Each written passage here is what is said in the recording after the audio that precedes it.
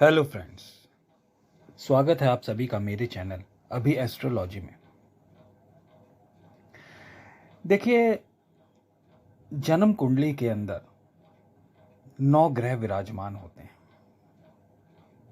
इन 9 ग्रहों की दशा, चाहे वह महादशा हो, चाहे अंतरदशा हो, चाहे प्रत्यांतर दशा हो, और उनका गोचर हमारे जीवन में उतार चढ़ाव पे सीधा सीधा असर डालता है।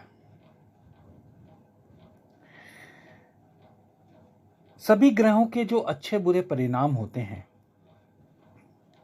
वे परिणाम हमें पूरी जीवन मिलते रहते हैं।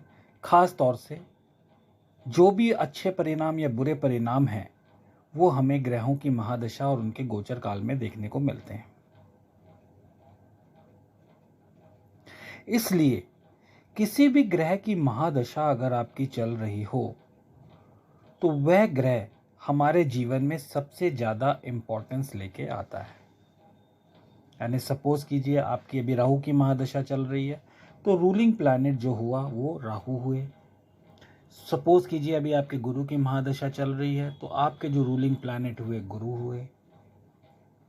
इसी तरह अगर आपकी शुक्र महादशा चल रही है, तो आपके रूलिंग प्लैनेट इस समय यानी आने वाले 20 सालों तक, अगले 20 सालों तक शुक्रदेव हुए। तो इन महादशा का जो प्रभाव होता है वो हमारे जीवन में सबसे ज़्यादा होता है, क्योंकि हमारे जीवन में जो भी उथल पुथल मचने वाली है, जो भी अच्छा बुरा होने वाला है, वो सबसे ज़्यादा इस महादशा पर डिपेंड करता है।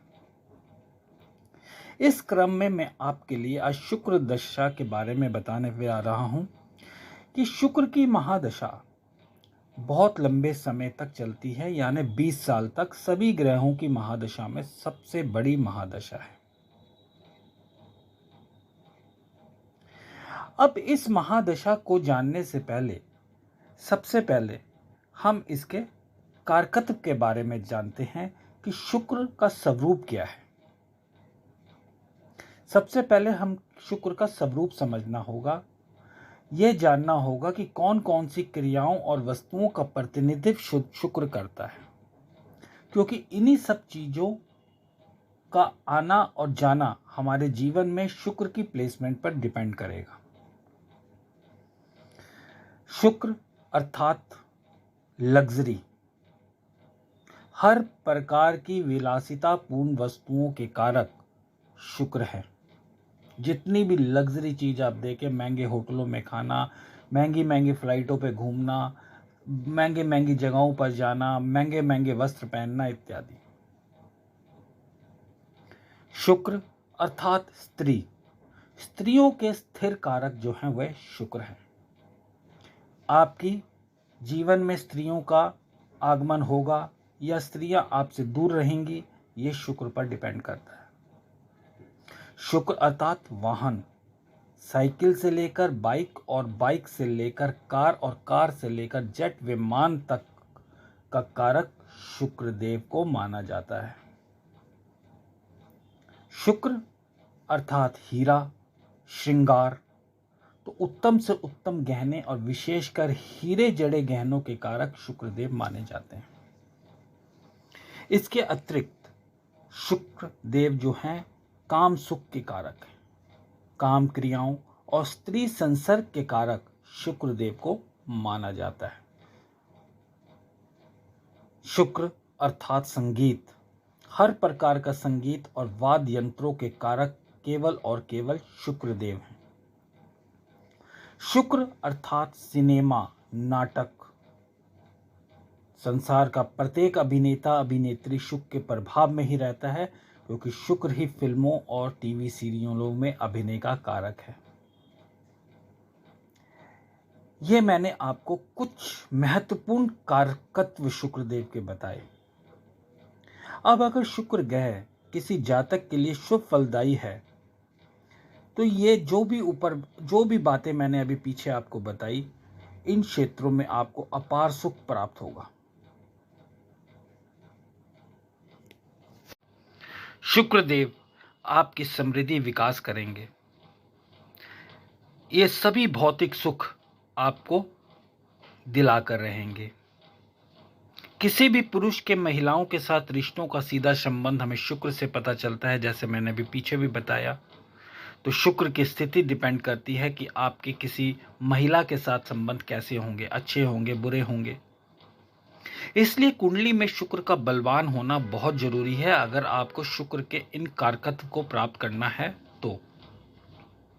शुक्र का पहले, चौथे, सातवें और 10वें यानी केंद्र भाव में बैठना काफी अच्छा माना जाता है। शुक्र का उच्च होना काफी अच्छा माना जाता है। शुक्र अगर नीच के हैं और उनका नीच भंग राजयोग नहीं बन रहा है तो वो बुरी अवस्था में होते हैं, अपनी महादशा में अपने इन कारकत्वों से आपको वंचित रखते हैं। अच्छा शुक्र अगर आप स्त्री हैं तो आपको बेहद खूबसूरती प्रदान करता है। आप पुरुष भी हैं तो आप में ग्लेज होगा। और यदि ये सूर्य के साथ विराजमान है आपकी जन्म कुंडली में तो साथ में ये आपको अहंकारी भी बना देता है। अब आपकी जन्म कुंडली में जो भी शुक्र की महादशा है, वो इसकी जो भी अवस्था है, माफ कीजिएगा, आपकी जन्म कुंडली में शुक्र की जो भी अवस्था है, अच्छी है, बुरी है, ये आपकी महादशा पर असर डालती है। यदि वे मृत है, वृद्ध है या फिर बाल अवस्था में है तो उसके परिणाम कम और धीमी गति से मिलेंगे। यानी शुक्र आपके अच्छी कंडीशन में है लेकिन मृत अवस्था में, वृद्ध है या बाल अवस्था में है तो परिणाम अवश्य मिलेंगे लेकिन कम और धीमी गति से मिलेंगे।